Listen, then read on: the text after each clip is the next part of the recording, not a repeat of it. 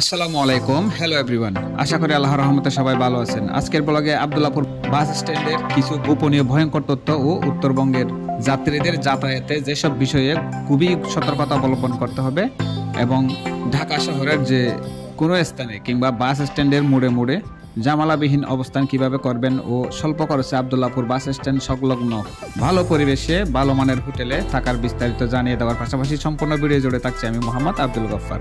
দেশের উত্তরবঙ্গের শহরগুলো থেকে ছেড়ে আসা লং রুটের বাসগুলোর জন্য এই আব্দুল্লাহপুর বাস স্ট্যান্ডটি হচ্ছে খুবই গুরুত্বপূর্ণ একটি স্থান। বিভিন্ন জেলা হতে কর্মজীবী, চাকরিজীবী ও অন্যান্য গুরুত্বপূর্ণ পেশায় নিয়োজিত সাধারণ মানুষের যাতায়াতে হয়তো অনেক রাত কিংবা ভোরে এই স্ট্যান্ডে নেমে যেতে হয়। যেহেতু রাতের বেলায় অনেক অপরাধ চক্র থাকে, সেই জন্যই এই ব্লগটি করা। যেমন গত 28শে এপ্রিল 2025 তারিখের ভোর 4টায় ঘটে যাওয়া একটা ঘটনা নিয়ে আজকের এই ব্লগটি করা। তো সম্পূর্ণ ব্লগটি দেখার অনুরোধ রইল। তাহলে চলুন ভিডিওটি শুরু করা যাক। আব্দুল্লাহপুর বাস স্ট্যান্ড থেকে দেখতে পাচ্ছেন হানিফ নিও মার্সিডিজ বেঞ্জ বাসটি কি সুন্দর করে চলে যাচ্ছে। উত্তরবঙ্গ কাঁপিয়ে কিন্তু এখন আব্দুল্লাহপুর ছেড়ে মহাকালের দিকে যাচ্ছে এবং এখানে আরও অনেক ধরনের বাস কিন্তু এখন আপনারা দেখতে পারবেন, যেগুলো উত্তরবঙ্গ থেকে সরাসরি ঢাকা সার্ভিস দেয় এবং কিছু কিছু বাস আছে আপনার দক্ষিণবঙ্গেও, যেমন কক্সবাজার উদ্দেশ্যেও কিন্তু ছেড়ে যায়। তো এখন যেগুলো দেখতে পাচ্ছেন এখানে অনেক নামি দামি ব্যানারগুলো কিন্তু তুলে ধরার চেষ্টা করেছি। যেমন আছে শাহফতে আলী, রব্বানি, হানিফ, মার্সিডিজ বেঞ্জ, এরপরে হুন্ডাই বাস বিভিন্ন ধরনের, এবং পূর্বাশা বাসের বিপিএল এর একটা লোগো দিয়ে পেইন্টিং করা ওই বাসটিও কিন্তু এখনও তুলে ধরেছে। বন্ধুরা, এই ভিডিওটি করার সময় ভোর 4টা বাজে এবং 28 তারিখের একটা ভিডিও চিত্র বন্ধুরা এখন আপনাদের মাঝে তুলে ধরেছি। তো আগামীকাল হয়তো মহাকালী বাস স্ট্যান্ডের একটা সম্পূর্ণ আপডেট ভিডিও আপনাদেরকে তুলে ধরার চেষ্টা করব, যেটা এনা বাস এবং বিলাস ও ইউনাইটেড বাসের মধ্যে হানিফ অন্যান্য বাসগুলো আছে বর্তমান পরিস্থিতি নিয়ে একটা ব্লগ করার চেষ্টা করব আগামীকাল।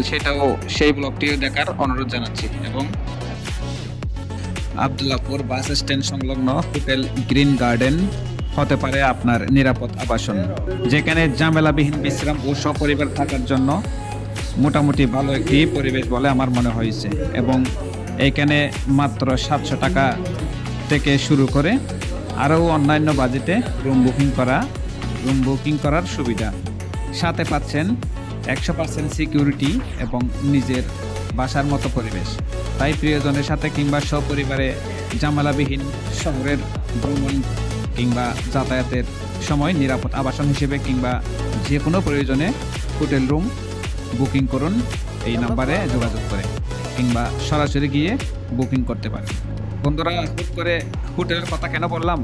কারণ হচ্ছে যেহেতু এইসব ঢাকা শহরে রাতের বেলা বলেন কিংবা ভোরবেলা বলেন দূর দূরান্ত থেকে আসা বিভিন্ন জেলার সাধারণ মানুষ থেকে শুরু করে কর্মজীবী ও অন্যান্য পেশায় জড়িত মানুষের যাতায়াতের জন্য বাস স্ট্যান্ডগুলোতে কিছুটা সময় পার করতে হয়। আর সেই সময় এই বিভিন্ন চক্র, চোর, বাটপার, সন্ত্রাস ও অন্যান্য অপরাধ চক্র পেতে থাকে সুযোগে তারা বিভিন্ন বাস স্ট্যান্ডগুলোতে নিরীহ মানুষদের সর্বশান্ত করে ছেড়ে দেয়। ঠিক তেমনই একটি ঘটনা এখন আপনাদের মাঝে দেখাচ্ছি।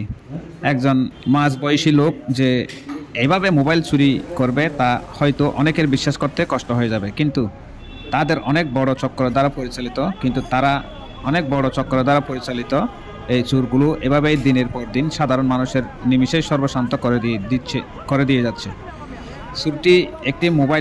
এই চোরটি একটি মোবাইল চুরি করে নিয়ে যাওয়ার সময় হাতে নাতে ধরা পড়েছে একটি শ্যামলী বাসের যাত্রীর কাছ থেকে। তো যেখানে আর বলার অপেক্ষা রাখে না, পাবলিকের মায়ের যে কত প্রকার ও কী সেটা এই লোকটি আজকে বুঝতে পেরেছে। এবং এটাও কিন্তু একটা শিক্ষণীয় ব্যাপার, কারণ শুধু ভ্রমণ কিংবা যাতায়াতের সময় বাসের ভিতরে নিরাপদ হলে হবে না, বিভিন্ন জায়গায় বাস থেকে নেমেও কিন্তু শহরের অলিগলিতে কিন্তু এইভাবেই বড় বড় চোর এবং সন্ত্রাসগুলো আপনাদেরকে সর্বশান্ত করতে সবসময় কিন্তু তাকিয়ে থাকে এবং সুযোগে সদ্ব্যবহার করে দেয়।